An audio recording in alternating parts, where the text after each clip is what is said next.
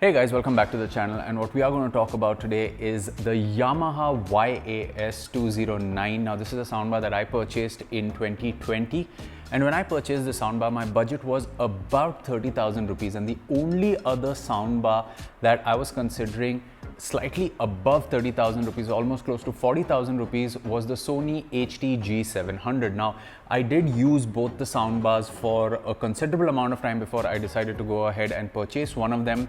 And to cut the long story short, I do have a little bit of buyer's remorse. Is to save that extra 10,000 rupees, I have missed out on a few features which I think the Sony G700 really brings and is a value for money proposition. Now, don't get me wrong, the Yamaha YAS 209 is a great soundbar, and in this video I'm going to tell you exactly why that is and why I bought it and why I haven't upgraded it over the past 3 years.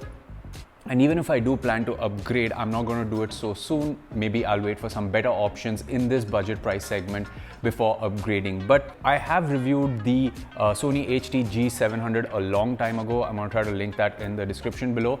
But just to tell you the advantages of that soundbar, it could get way louder than the YAS 209. And it had a dedicated center channel, which meant that if you're someone that wants the clarity of the dialogues, that center channel really made the world of a difference. But it is priced at 10,000 rupees more. And at that time, I felt the YAS 209 was slightly more value for money. Now, both of them come with two HDMI ports supporting enhanced audio return channel and an extra HDMI port for pass-through with 4K HDR at 60 Hz. The Sony also supports Dolby Atmos output, but the YAS 209 does not. It only supports DTS Virtual X, something that the Sony also supports. So this kind of gives you an idea about the two soundbars. Now, the YAS 209 launched in 2019, the G700 launched in 2020, and I bought the soundbar in 2020. I bought the YAS 209 for about 30,000 rupees on Amazon. Setting up the soundbar, the YAS 209, is absolutely simple. It comes with an optical cable in the box, which is really nice, but I was using HDMI eARC to connect it with my LG B9 that I've also reviewed on this channel. You guys can go and check that out as well. But nonetheless, connecting it via enhanced audio return channel gives you more control. You can, for example, control the volume using your television's remote control rather than the remote control that comes with the YAS 209. So once you've connected it via eARC, you can go to the sound settings of your TV and choose enhanced audio return channel as the output option, and you should be completely fine with the sound output. Now, the YAS 209, before we get into the actual sound output, I did record a couple of test sounds which I want you guys to listen to. One is a music and one is of course games. Could not record dialogues of movies or TV shows for copyright reasons, but why don't you listen to that before we actually get into the performance.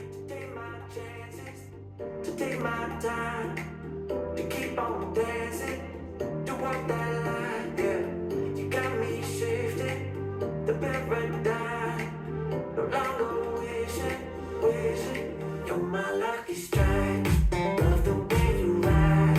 Look into my eyes, say you're ready to go. $1 million life, we can roll the dice. Act like you surprised, but you already know. Oh yeah, got lucky.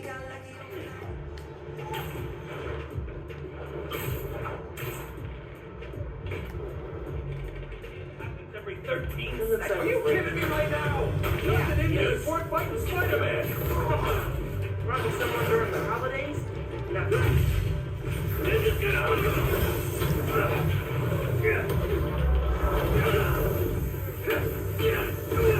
Mind your own business.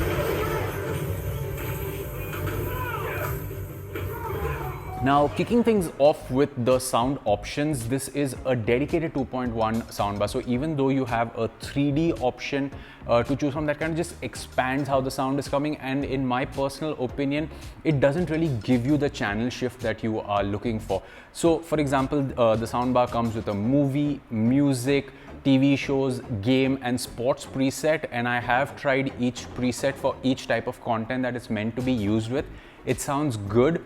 But in my personal experience, just leaving it at stereo sounded the best, and I'll tell you why. So a movie like Mission Impossible, right, where you have Tom Cruise on his motorcycle whizzing from left to right, the channel separation that you just get in stereo when the bike moves from left to right is absolutely breathtaking and immersive.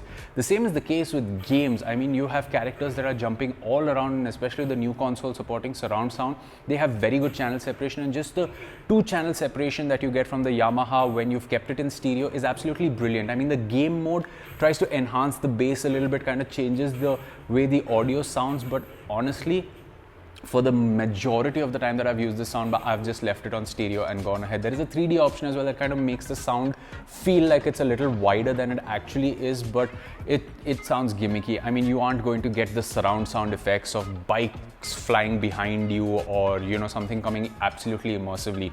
But if you place this soundbar in a room like I have, which is a 12 by 14 feet room, you are gonna get really punchy sound. I mean, if you turn the lights down, you close all the windows and doors, you put the soundbar at about 60 or 70% volume, movies like The Batman or even Mission Impossible or even Ready Player One, which has this really nice and immersive sound, is something that you will enjoy. I mean, even in a movie like John Wick, you can make out the different sound effects of the different guns when you're using the soundbar. It is that good. So needless to say, that it was a fantastic investment for 30,000 rupees, and the soundbar also comes with Alexa built in for voice commands, so you can control it, you know, to play music or even control your smart home appliances via Alexa if that's something that you do.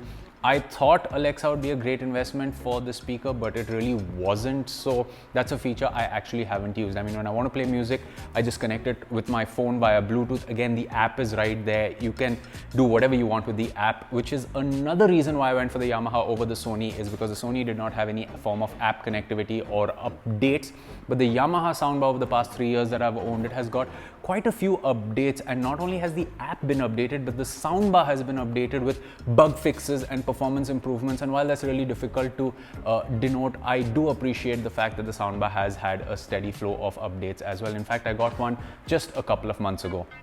So when it comes to the sound quality, if you're someone that listens to music, even if it's bass heavy music, you do have a slider to control the bass and enhance the bass from the smartphone app itself or the remote control if you want.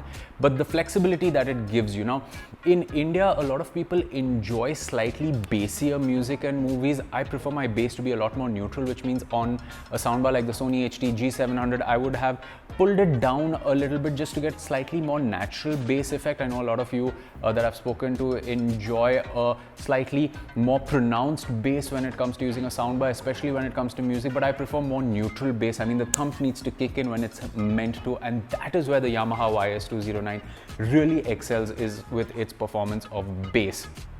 And yes, you can control it and pump it up if you're someone that likes a little more bass. It also has clear voice as a feature, which I think you would want to keep on, especially if you watch a lot of English movies and TV shows where the vocals are not exactly enhanced to sound louder than the background score in some cases. So that really helps without actually disturbing the overall cleanliness of the audio, so to speak. So yeah, the only downside, and this is when using the Apple TV app on my LG B9 TV, is sometimes the vocals, the voices in a lot of movies and TV shows sound softer than they should, but the clear voice really does help with that. So great sound output.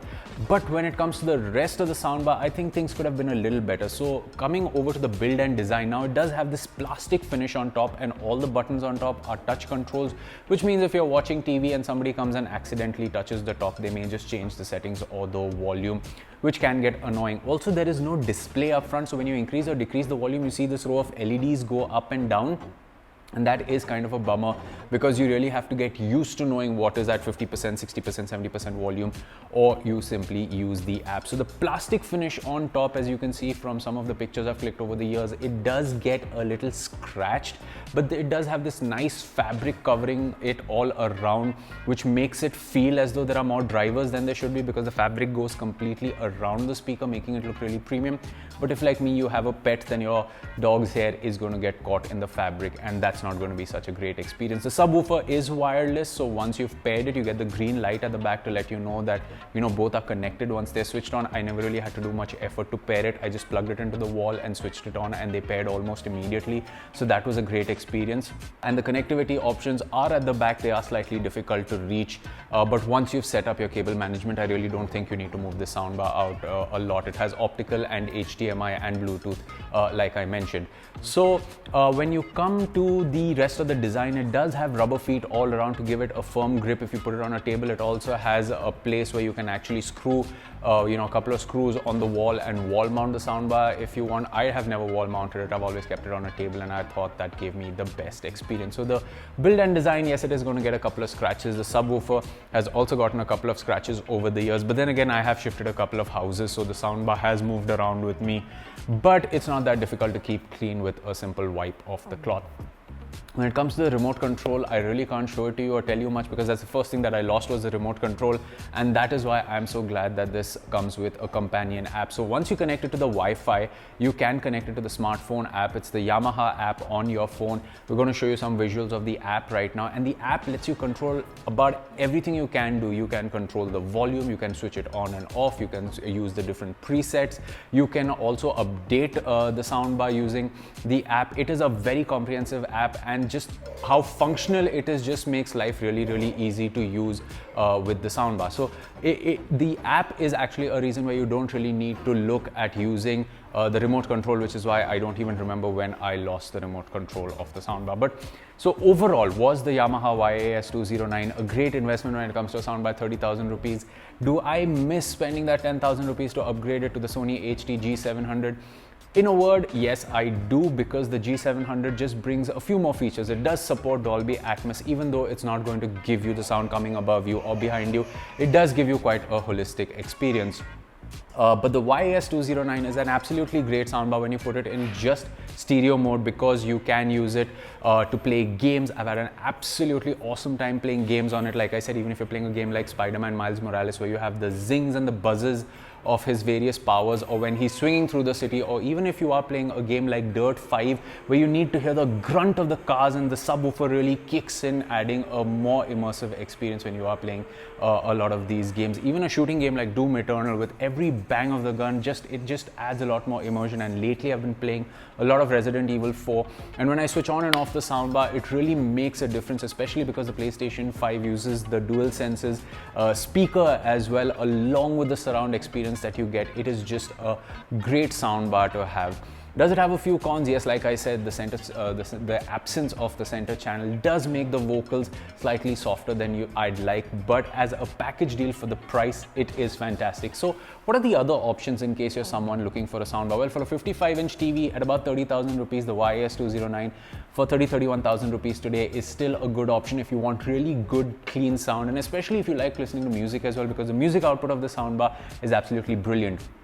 If you want something that's more bassy, a lot more powerful, and has clearer dialogues along with support for Dolby Atmos, then you can spend 10,000 rupees more and look at the Sony HD G700. You will not be disappointed. I thought that soundbar was fantastic as well.